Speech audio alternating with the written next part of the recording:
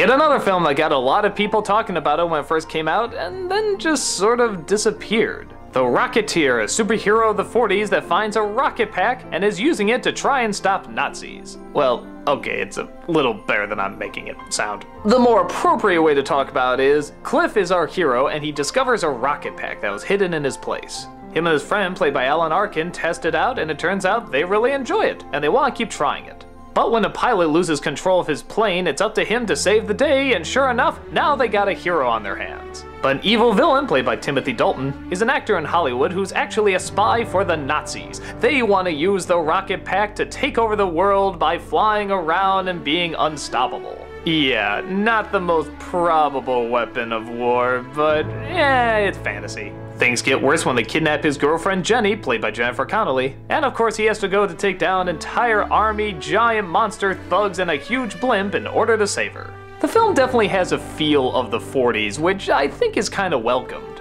The same guy who directed this also directed Captain America, and it shows. They both sort of have the same feel to them. Even the hero is kind of similar.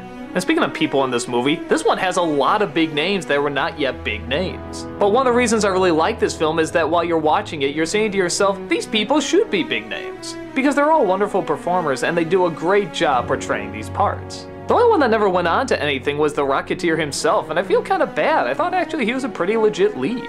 I don't know, maybe the part just wasn't written complex enough for him to shine, but I thought he actually did okay. The effects probably use a little too much of the green screen technology, but there's still lots of scenes of him flying around on his own too. Is there a lot of action in terms of punching and firing guns and stuff? Not really until the end. Most of it is just watching him fly around, but like I said, these characters are really likable, and there's sort of a good mystery to it as well. It has a lot of dark, gritty moments, but it has a lot of lighthearted fun also. I get the feeling this film was sort of trying to be a more kid-friendly Indiana Jones, and yeah, that's kind of what you get. Like I said, there are still one or two gruesome deaths in there, but nothing along the lines of Harrison Ford territory. My guess is maybe that's why it didn't quite catch on. I think people probably did want to see him punch out a few more people or see a little bit more of a badass, but I don't know, for a basic action adventure, I think it's fine.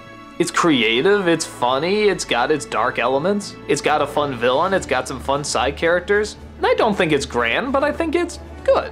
I don't know, if something like Captain America can be released and do okay, I think this one should get the same treatment. So go check it out and make its popularity soar again.